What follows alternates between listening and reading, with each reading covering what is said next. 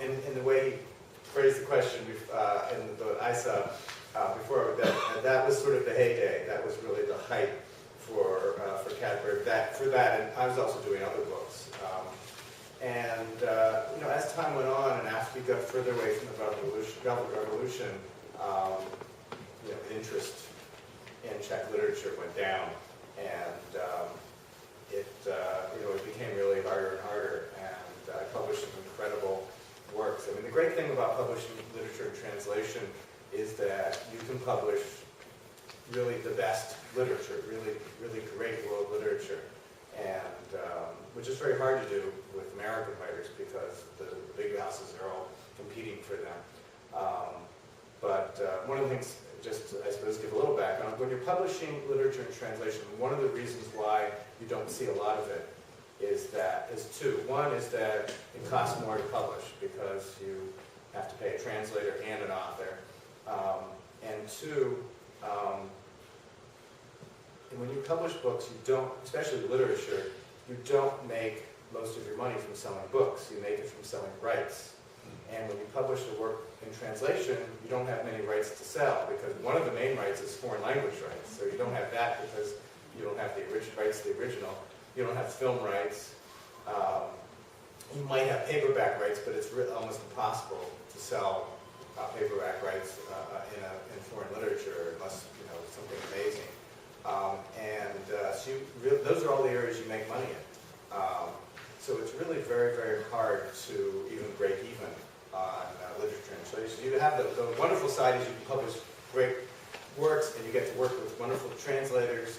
One of the things I learned when I was doing my book on literature translation, I went around and interviewed translators all over the country and as well as in Europe. And there is no other group of artists, I think, in any art, that are more intelligent and interesting and completely open to being interviewed because nobody ever interviews them. And I could walk into anywhere and it was just wonderful. I mean, do you want to say you could get a whole panel of them to say sit down in a room? It just didn't play out. I mean, actually when 1 year, Penn now has, you know, the Penn American Center, the writers organization now has this incredible thing, which is going on, which just yesterday was the last day. They're called, what is it? It's the world, you know, they bring in writers from all over the world. Just before World Voices, that's right. And just before that, I was on the Penn Translation Committee. It was actually, they didn't have much money. So it was a very small thing, but it was actually all over the country. And I arranged to have translators do readings in bookstores all over the country. I was in charge of it 1 year, many years ago. And the focus was actually not on the authors, but on the translators and trying to get people to understand what the translator's role is in literature. So it's very easy. You just call up and they like, oh, I can go do a reading in a bookstore. It's like, you know, it's great. So it's a wonderful world of, you know, it's great working with translators and really appreciating what they did, which is why I did the book, you know, to really bring that to some audience, at least a little small audience. But it's a really hard, the business has changed completely several years ago. I mean, I suppose that, well, I realized that things were coming to an end when I published Alex Zucker's translation of City Stitches Silver and got a full-page review in the New York Times Book Review, a large arts week, you know, during the arts, one of the daily arts pages on the author, and also wonderful reviews all over. And I couldn't get books into stores in New York or anywhere else practically. It was, I mean, I have distribution and everything. It just, it's so hard to break through. It became all about money, and it's very hard. So at least in terms of actually selling books, not to mention rights and all those other things, it's hard. And I wasn't subsidized. I didn't get any, except for that book. But most of that was else. Got a grant from the Czech government. They were very good. It was only the very, very beginning they started giving out grants. I think we might have gotten the first one. So it was hard to turn down that book because it was the great book of the 90s, so great novel of the 90s. So but that's the nutshell story. There's a lot more, but move on to Alex. A question for Alex. Well, yeah, the one that I should have mentioned in introduction, but I didn't want to read a whole lot of introductions, but just want to mention, this is a, since we're speaking about translation, this is the National Translation Award book for 2010, so please recognize Alex.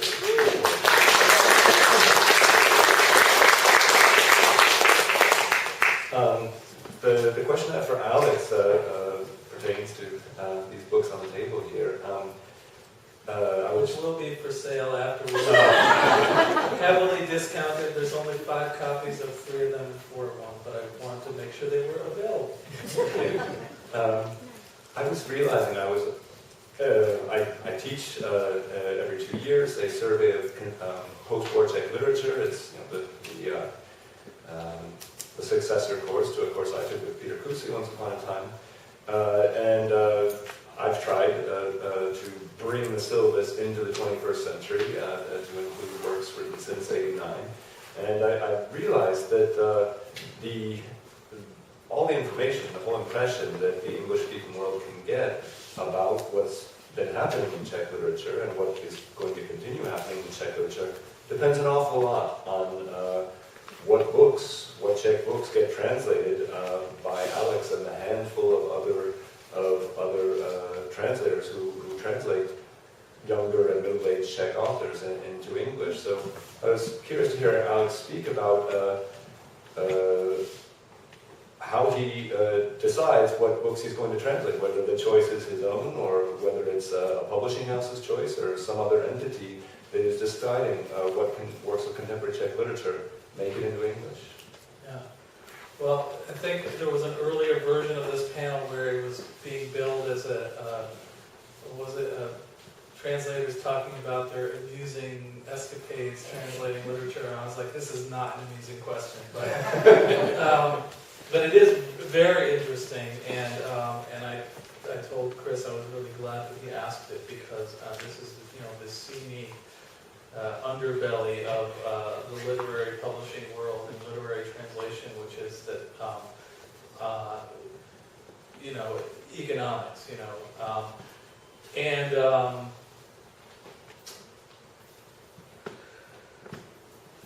of the books, of the 4 books that are here, and there's one other one I translated, which was the one I mentioned before, which was by Miloslava Holubova.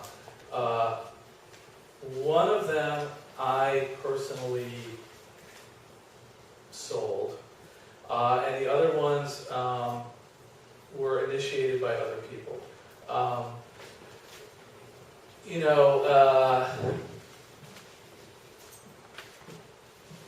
Books are literary translations are supposedly hard to sell. I don't know how far to go into this, but there are a lot of prejudices on the part of publishers about works that are translated from other languages.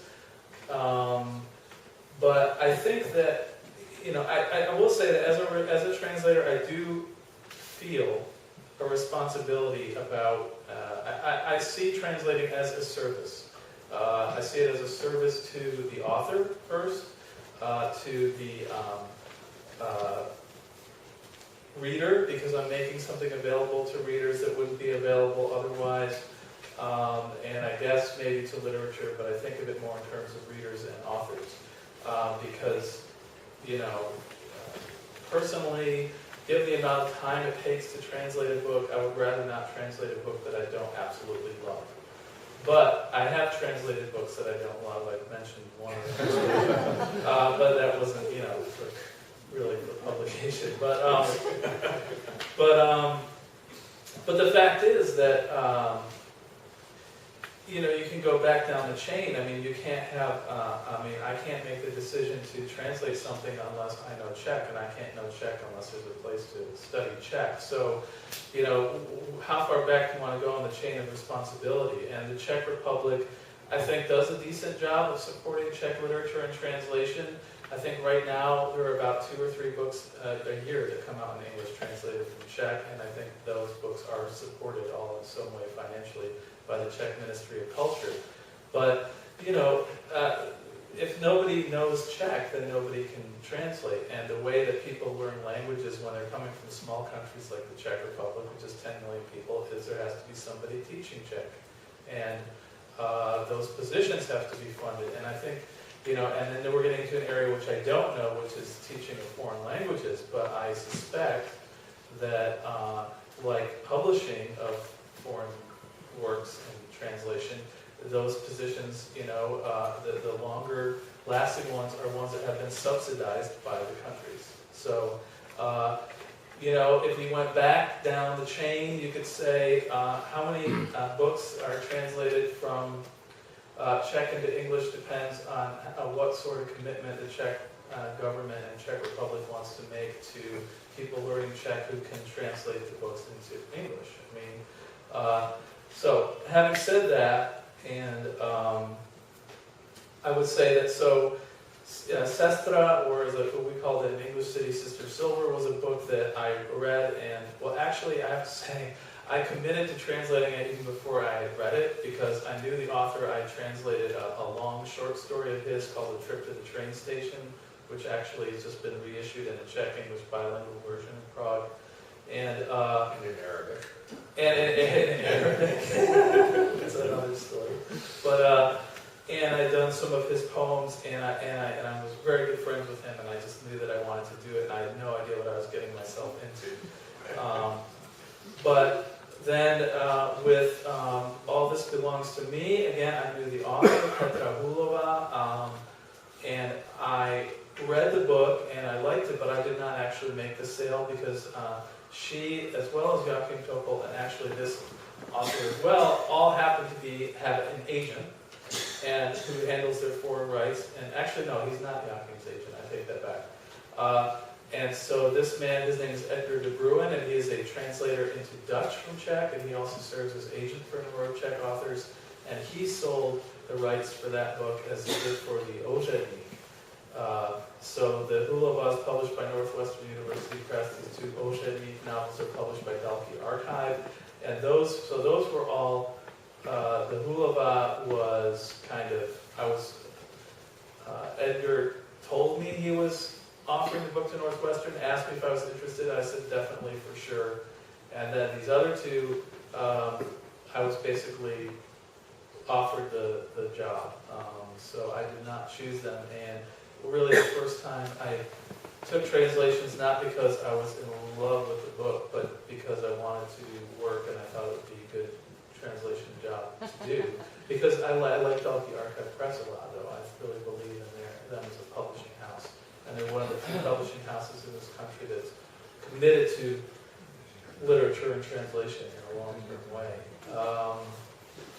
So I would say another thing I think is interesting, if you look at the books that Paul has translated, these authors were mostly published by, you know, big publishing houses, Harcourt Grace and Knopf and 4 Hour Strauss Giroux. Yeah.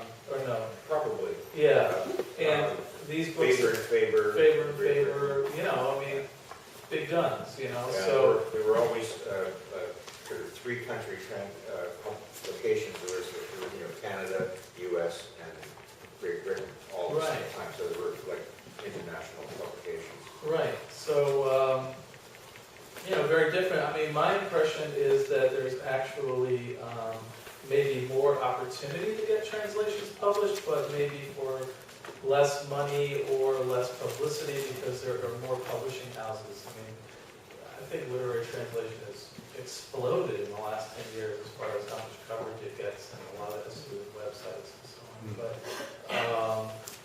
so, I'll leave it at that. Okay, my last question, sort of another dual question, just a sort of quick one. So if you could each say which translation that you've done you feel most proud of, and also if you have, and why, and also if you have a favorite translation of one of your colleagues, either someone here or someone not here, a work of translation from Czech to English that you've always